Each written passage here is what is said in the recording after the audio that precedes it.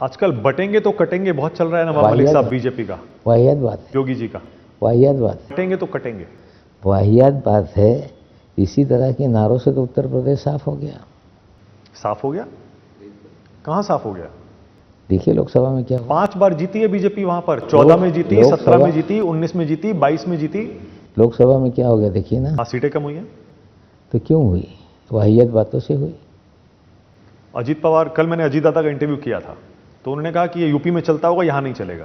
महाराष्ट्र तो इस तरह की चीज़ों को पसंद नहीं करता। देखिए धर्म के नाम पर राजनीति ज़्यादा दिन नहीं चलती। आप भावनाओं से खेल के सरकार बना लेंगे, भावनाओं से खेल के सरकार चलाई नहीं जा सकती। हमें लगता है कि कुछ चीज़ें हैं जो बार बार करेंगे। आप देखिए सुषमा स्वराज जी ने एक बार कहा था, जब राम मंदिर को लेके पूरी भारतीय जनता पार्टी खड़ी हुई तो सुषमा जी ने टीवी में ही एक बयान दिया था कि एक सिक्का बार बार हम नहीं चला सकते। भावनाओं पे राजनीति करके सत्ता आ सकती है, लेकिन जरा सुनिए ना। और फिर उसके बाद बार बार चीज़ें नहीं चलती। ये वाहियात बातें हैं। धर्म पर आधारित राजनीति नहीं चलेगी। आपको बता दूं 1992 में बाबरी मस्जिद गिराई गई। उसके बाद चुनाव हुआ, उत्तर प्रदेश में बीजेपी साफ हो गई थी, मंदिर बनाया गया, फिर बीजेपी हार गई। तो धर्म के नाम पर राजनीति ज़्यादा दिन नहीं चलती है। आप जरा वो बात पूरी सुन लीजिए। एक दोहा है कि भूखे पेट भजन न हो गोपाला, ले लो अपनी कंठी ले लो अपनी माला। तो दिन भर आप बोलोगे कि आप पूजा करते रहो, धर्म का गाना गाते रहो, तो भूख तो लगेगी ना। तो रोजी रोटी, बेरोजगारी, पढ़ाई लिखाई, ये सारे मुद्दे हैं।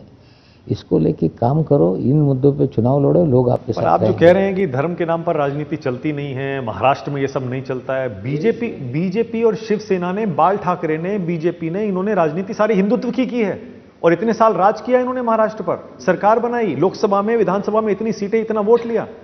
कांग्रेस एनसीपी जो सेक्युलर थे वो सत्ता से कितने साल से बाहर रहे। 95 में सरकार आई, 99 में चली गई, 14 में सरकार आई। जो भी देश में आई या महाराष्ट्र में आई, एक जो सत्ताधारी दल था उसके खिलाफ माहौल था। उस माहौल पे लोग बैठ गए, सरकारें बन गई। चीज़ें हैं, आपको मौका मिल गया, आप परफॉर्म करोगे तो आपको लोग बार बार मौका देंगे। लेकिन अगर आप इसी तरह की राजनीति करोगे तो लोग उसे पसंद नहीं करेंगे। यानी योगी जी हिंदू मुसलमान कर रहे हैं। देखिए लोग यही कहते हैं, वो भी यही बोलते हैं, वो भी इसी तरह की बातें करते हैं। हमें लगता है इससे कोई लाभ नहीं होता। मोदी जी भी तो यही कह रहे हैं, एक हैं तो सेफ हैं। मोदी जी भी यही कह रहे हैं, एक हैं तो सेफ हैं। कोई भी हो, विचारधारा हमारी स्पष्ट है कि बांटने वाले विचार, धर्म पर आधारित राजनीति, ये ना देश के लिए अच्छी है, ना लोगों के लिए अच्छी है, या उसका लाभ ज़्यादा दिन तक नहीं मिलता। ये लोगों को समझना। मोदी जी भी गलत कह रहे हैं ना, मतलब एक हैं तो जो सेफ भी हो, विचारधारा हमारी है, वो विचारधारा जो बांटने वाली हो वो कभी भी फायदेमंद नहीं हो सकती। मतलब मान लें कि आपका और बीजेपी का अलायंस जो है वो अननेचुरल अलायंस है, पॉलिटिकल एडजस्टमेंट आप कह रहे हैं, मैं कह रहा हूं अननेचुरल अलायंस है। तो महबूबा जी से उनका क्या था? उसी तरह कांग्रेस और उद्धव ठाकरे का भी है। देखिए ठीक है, किसका किसके साथ क्या है। वैचारिक रूप से जो परिपक्व होता है, जो अपने विचारों को लेकर खड़ा रहता है, हमें लगता है विचारधारा से ही राजनीति चलती है। जो लोग आज ये उंगली दिखा रहे हैं, ममता दीदी किसके साथ अलायंस किए हुए थे? मुलायम सिंह जी का जब 89 में चुनाव हो रहा था, क्या भारतीय जनता पार्टी के साथ एडजस्टमेंट नहीं था? तो जो लोग उंगलियां उठा रहे हैं, कोई ना कोई कहीं ना कहीं किसी के साथ था।